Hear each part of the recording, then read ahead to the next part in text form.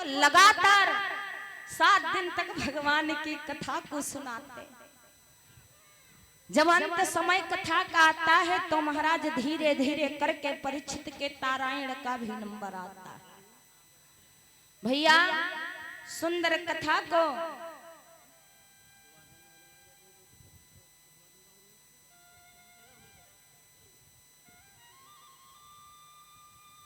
आज महाराज शांत स्वभाव के पास बैठ यहाँ पर श्री सूत जी महाराज ने बड़ा सुंदर प्रश्न खड़ा कर दिया कि आखिर महाराज कलयुग ऐसा क्यों हुआ, कलयुग ऐसा होने का क्या कारण था। भैया महाराज सूत जी बताते हैं कि ये सब संगति का प्रभाव है। कलयुग के विचार नहीं मिल रहे, कलयुग से कुछ मिल नहीं रहा, ये सब संगति का प्रभाव। एक एक शब्द को पीछे वाले तुम लोग सुनते चलो। महाराज ये सब संगति का प्रभाव है कि कलयुग ऐसा। महाराज ने पूछा कि संगति, हाँ क्योंकि कहा जाता है कि संगति से गुण आती है, संगति से गुण जाए। जैसों की संगति करेंगे आपके अंदर गुण भी ठीक वैसे आए। महाराज ने पूछा कैसे। सूत जी महाराज बताते हैं, सुनो कि मैं तुम्हें एक बड़ी सुंदर बात,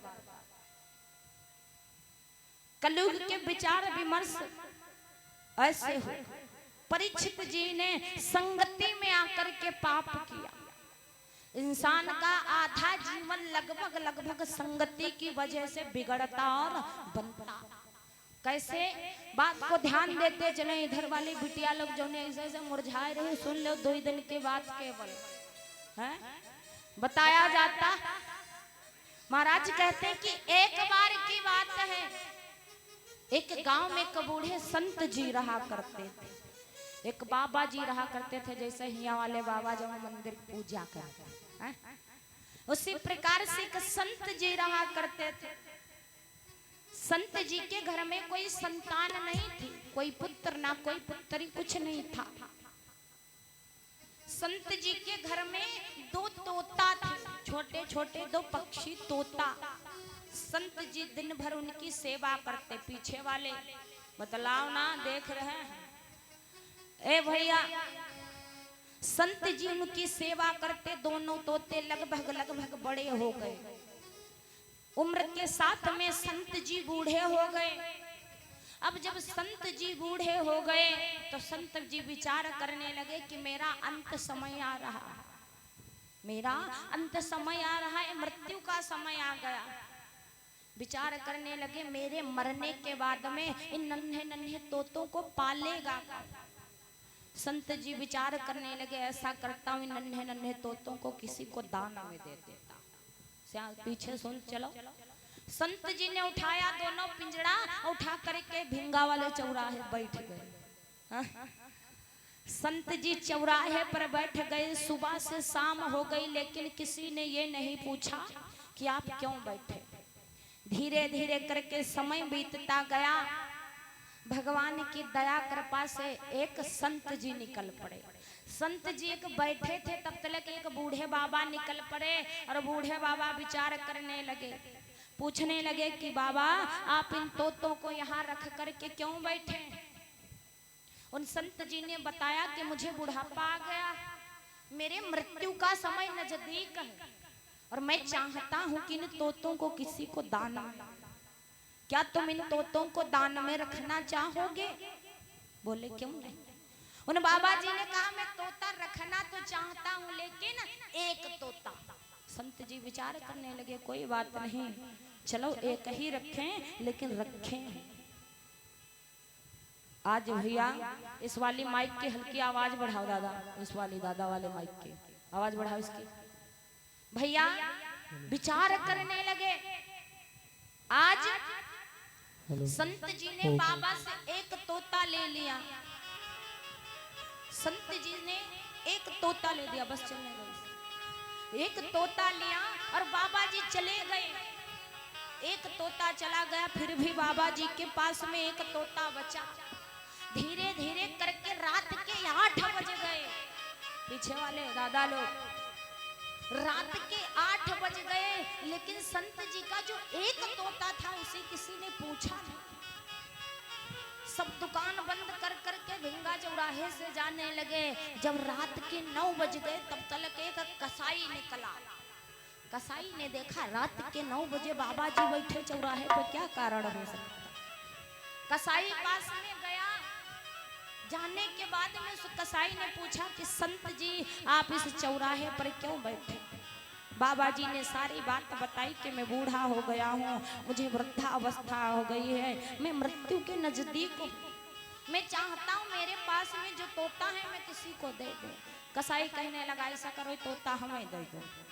कसाई ने उस तोते के पिंजड़े को लिया, लेकर के अपने घर को चला गया। घर जाने के बाद में कसाई उस तोते को जो खुद खाता था वहीं खिला गया। एक तोता एक संत जी के घर को चला गया और दूसरा तोता एक कसाई के घर को चला गया। जिन बाबा के पास में दोनों तोता थे उन तोतों की अलग अलग बंटवारा हो। समय के साथ में उन संत जी की मृत्यु हो गई। सुनते रहो, पूछे बहु बाद में संत जी की मृत्यु हो गई। इधर कसाई अपने घर में उस तोते को पालने लगा, उधर संत जी उस तोते को अपने घर में पालने लगा। कसाई उस तोते को जानते हो कहाँ रखता है, जहां पर वो मांस काटता है, मांस बेचता है, दुराचार करता है, नन्हे नन्हे पशु पक्षियों पर अत्याचार करता है। विचार करिए कि आप दूसरे का मांस को खा करके सुखी रह सकते हैं। विचार करिए, हमारी और आपकी एक छोटी सी उंगली में थोड़ी सी खरोंच लग जाए, ब्लेड लग जाए या कुछ भी लग जाए तो बड़ा दर्द होता है। विचार करिए जिस जानवर के गले काटे जाते हैं भला उसे कितना दर्द होता है। तोता ये सब कुछ अपने आंखों से देख रहा है, कसाई ये सारे कर्म कर रहा है। एक दिन 10 दिन महीना भर 2-4 महीने बीत गए। उधर एक तोता जो संत जी के पास में था, संत जी सुबह उठते, स्नान ध्यान करते और पूजा करते, आरती करते, सुंदर दोहा इत्यादि गान करते और कहते कि जीवन में हमेशा कुछ करना या ना करना, लेकिन अपने किसी पवित्र हाथों से कभी किसी का अहित ना करना। यदि किसी का भला ना कर सकना तो कभी किसी का बुरा भी मत करना, क्योंकि 4 वेद 6 शास्त्र में बात मिली है 2, और दुख दीने दुख होते हैं, सुख दीने सुख हो। संत जी की वाणी को तोता बड़े भाव के साथ सुनता। और तोता एक ऐसा पक्षी है, तोता एक पक्षी ऐसा है जिसे जो भी सिखाया जाए वो सीख सकता। समय बीतता गया, धीरे धीरे करके दोनों तोते अलग होते गए। एक दिन की बात, जो तोता संत जी के पास में था, संत जी भी सोचने लगे हमें ये तोता किसी दूसरे संत ने दिया था, उन्हें बुढ़ापा आ गया था, अब मुझे बुढ़ापा आ गया है, मैं भी इस तोते को किसी में को दान में दे देता। संत जी उस पिंजड़े को उठा करके वहीं पर जाकर बैठे जहां से वो तोता लाए थे। भगवान की माया और भगवान के विचार, भगवान के संबंध देखिए। उसी रात को फिर से वही कसाई निकला। कसाई ने कहा महाराज दया कृपा करें, ये वाला तोता हमें दे दे। संत जी बोले क्यों? कसाई ने कहा कि महाराज मेरे पास में एक तोता पहले से ही, इसका भाई जो है पहले से। संत जी विचार करने लगे भाई भाई पहले से है तो मंगल में होगा, ऐसा करते हैं भाई भाई एक पास में चले जाएंगे, सुखी रहे। कसाई ने उस पिंजड़े को उठाया, जाकर के जहां पहले वाला तोता रखा था वहीं पर पहुंचा दिया। अब जैसे दोनों तोते एक पास में पहुंचे, अरे तुरंत एक दूसरे को पहचाना, एक दूसरे को जब पहचाना तो बड़ा प्रसन्न हुए, बड़ा खुश हुए, भाई भाई के बीच का प्रेम उभर आया। हाय संत जी वाले तोते ने प्रणाम, राधे राधे, कैसे? कसाई वाला तोता का ठीक है, तुम कैसे? हम तो ठीक है। अरे समझ गया संत जी वाला तोता कि ये इनके साथ में रहकर ऐसे कोई बात नहीं, धीरे धीरे करके वो दोनों तोते एक ही जगह रहने लगे।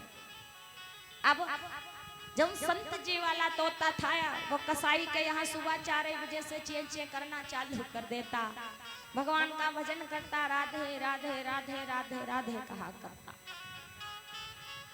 कसाई वाला तोता ये सब बर्दाश्त नहीं कर पा रहा था। कसाई विचार करने लगा, अब इनका बड़ी सेवा पानी कर रहे हैं, ऐसा करें इनका बेच देते हैं।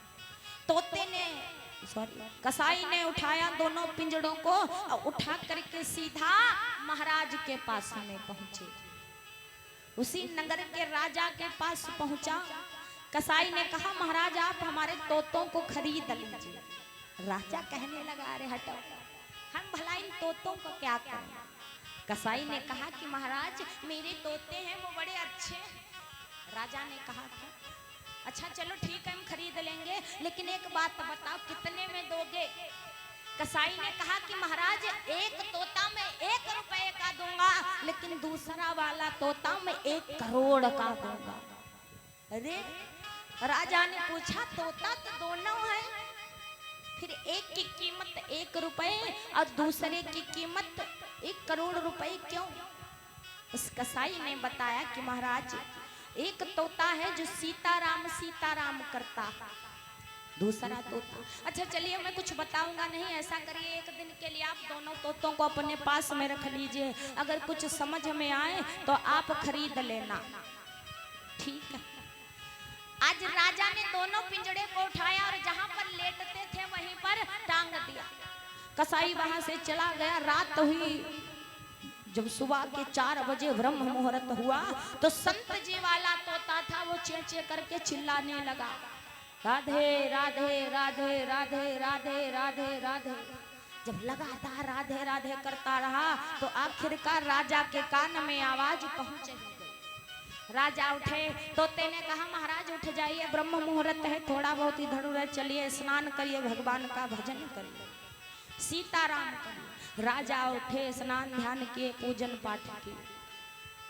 राजा ने जो 1 लाख रुपए का तोता था उसे अपने कमरे में रखा और जो 1 रुपए का तोता था उसे राजा ने गेट पे टांगा। पूजा पाठ किया। सुबह के 8 बजे और 8 बजे जैसे राजा गेट से बाहर निकले, कसाई वाले तोते ने देखा, कहा लगा, पकड़ो मारो काटो खान दो खाओ।